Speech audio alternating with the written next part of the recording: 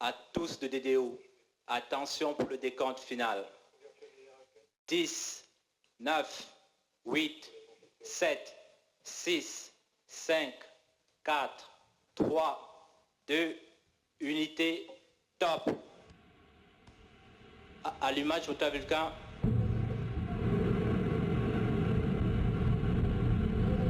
Allumage EAP, top décollage.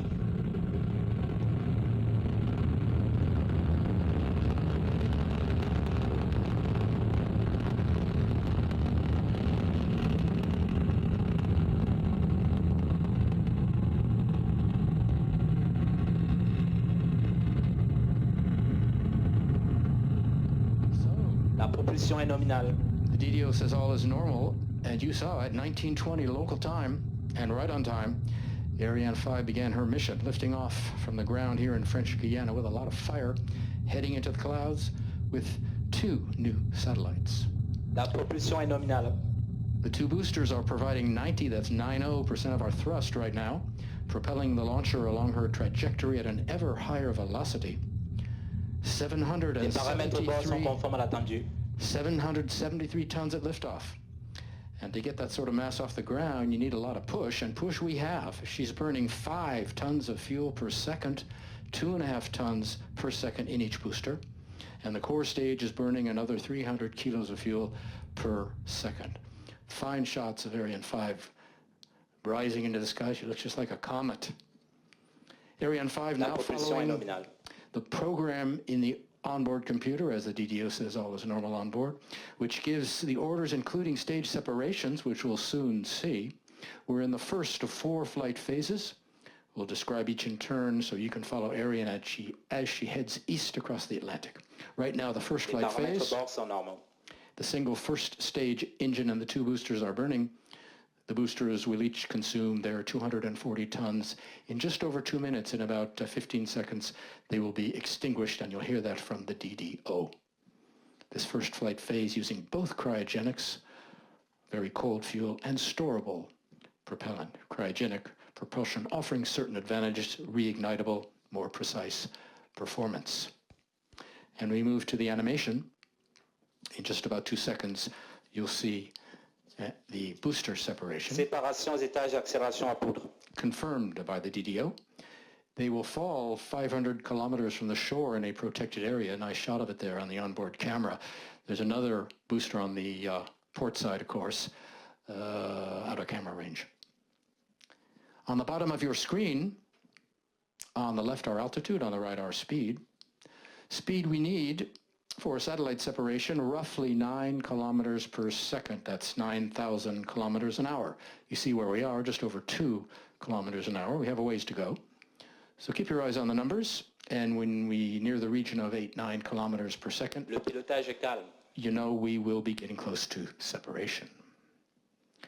We're getting close to separation of the fairing, which is next up. That's the pointed nose cone on the right of the composite. You can see the logos on the outside of the fairing placed there by the customers. That's something of a tradition.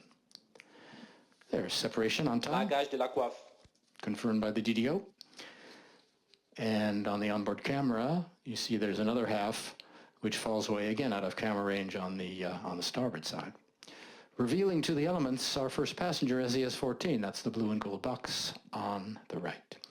We can separate the fairing now because we're out of the dense layers of the atmosphere over 100 kilometers up.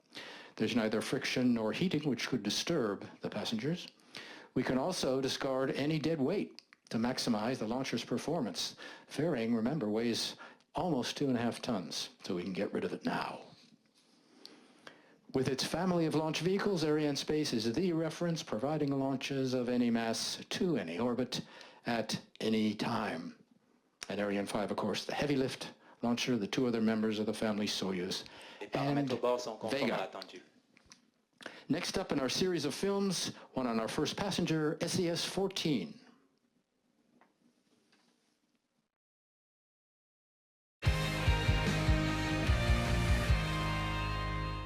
SES has been a very faithful customer of the Arianespace family of launch vehicles, with more than 40 satellites entrusted to Ariane or to Soyuz. Our launch contract was initially for SES-12. However, 6 months ago, SES decided to launch SES-14 instead of SES-12 on Ariane 5.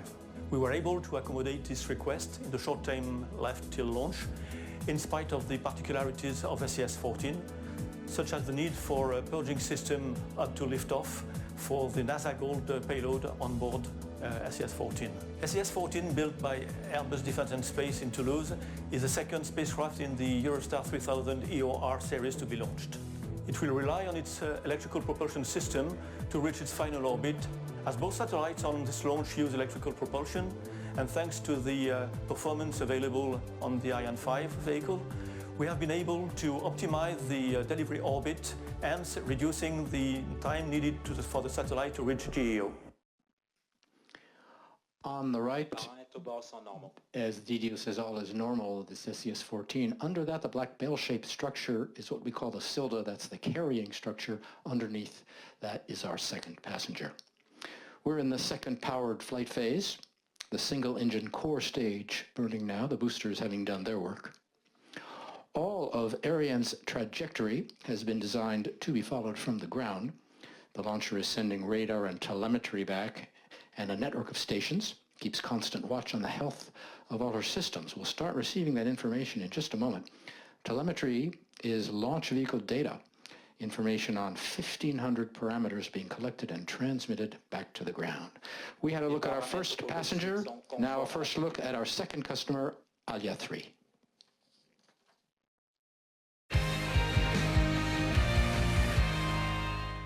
EASAT contracted the launch of Alia 3 satellite with Arianespace in September 2014. A year later, mission analysis was initiated. Main objective was to consolidate the launch mission profile with the satellite-specific features. Alia 3 is manufactured by Orbital ATK and is based on the new Star3 platform. It is the first of its kind to be launched with Ariane 5. Throughout the years, EASAT has maintained regular exchanges between Orbital ATK and Arianespace to prepare the launch campaign and refine the launch mission. In summer 2016, Alia 3 was allocated the SES-14 as co-passenger. The overall mass of the two satellites remains well below Ariane 5 lift capability. To benefit from Ariane 5 full performance, a specific injection strategy is implemented for this launch. With Alia 3, EASAT will increase their in-orbit fleet to 3 satellites, thereby confirming their role as a global operator in government and commercial communications. We will soon be picked up by our first downrange tracking station located in Natal over the border in Brazil. The Brazilian Defense Department runs the station for CNES in an agreement with the European Space Agency. It'll see the lower stage burnout and separation.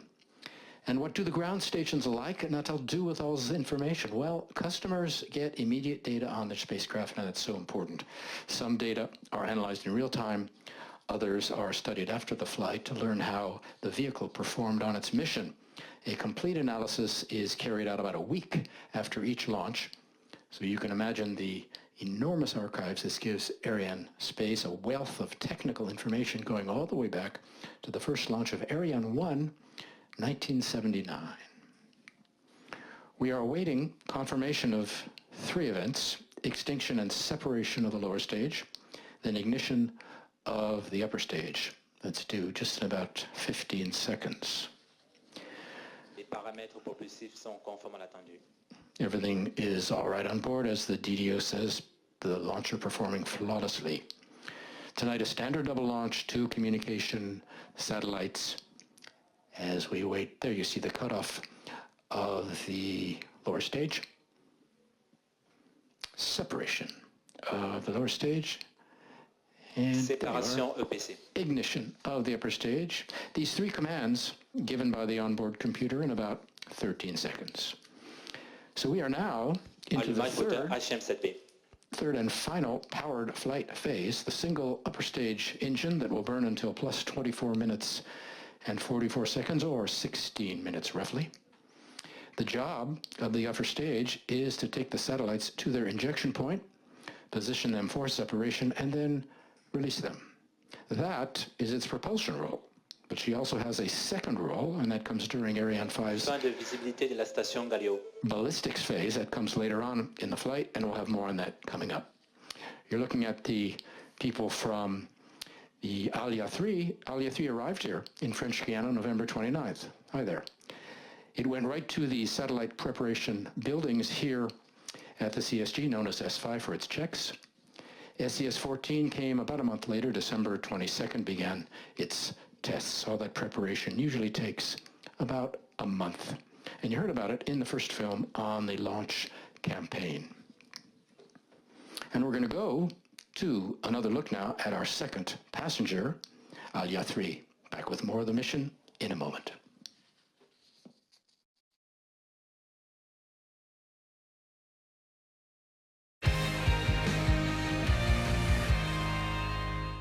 Today is an incredibly proud day for Yahsat and the UAE as we have launched our third satellite, Alia 3. This achievement allows us to continue our dream of providing connectivity to the rest of the world and helping these parts make sustainable changes to their lives for the better. Yahsat celebrated its 10 years anniversary in 2017. Yahsat is proud to have customers in 55 countries around the world and to be providing DTH solutions to over 50 million viewers in the region. It gives us immense pride to be serving the Milsatcom's needs of the UAE Armed Forces as well as the government sector. Yahsat is also proud to be the leading satellite broadband provider in Africa today. Alia 3 is a Ka-band satellite dedicated to expanding our broadband services to 19 additional markets in Africa and marks our first entry into Latin America, specifically the Brazilian market. In few months, once fully operational, Alia 3 will enable Yahsat to empower 60% of the African continent's population and 95% of the population in Brazil. We're going to look closer at Alia 3 in the next couple of films coming up, but before we do, I just want to make another point on the propulsion systems on Ariane 5, which is so interesting, using both cryogenics and solids. Cryogenics, as used in the main stage, as you saw, more efficient, basically, than solid propellant, which is used in the boosters. Basically, solids are for getting us off the ground, away from the pull of the Earth. Cryogenics, on the other hand, are for more precision orienting of the vehicle. And of course, they allow the stage to be reignited, but that's in the other version of Ariane, not in the one being used tonight. One advantage on the other side of storable fuel is that it doesn't evaporate as much like cryogenic fuel. Storable propellant is also cheaper, so Ariane 5 a mix. Our attention once again on Alia 3 for a more detailed explanation of the satellite and optical ATK.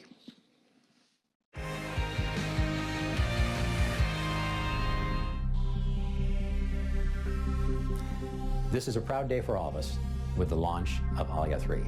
Alia 3 joins Alia 1 and Alia 2 to provide services for one of the world's most exquisite service providers, Yahsat. Its weight is approximately 4,000 kilograms, and it represents a technology step greater than any one that we have taken in the last 21 years of our product line.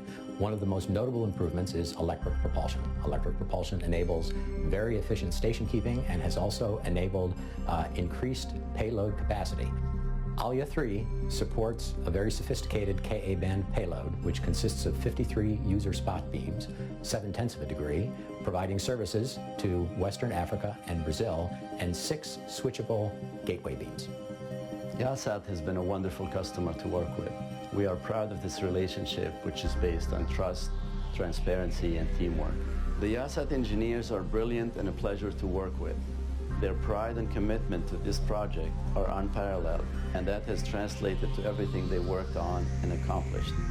During this program, in addition to the dedicated Yahsat program team, we have cycled about 18 Yahsat trainees who have spent time at our Dulles facility working on Alia 3 and learning throughout the process. This on-the-job training has been one of the highlights of this program and has increased our appreciation of how talented and dedicated these engineers are.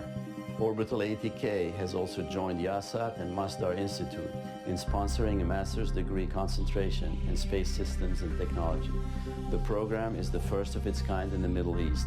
The first class of aerospace engineers graduated last year, and the program has reached great visibility within the UAE. On behalf of Orbital ATK, I would like to thank Yahsat for their confidence and trust in us. We are honored to be part of this exciting journey, and we wish Aliyah 3 successful launch and excellent performance in orbit. Good luck, Aliyah 3. Bitawfiq, inshallah.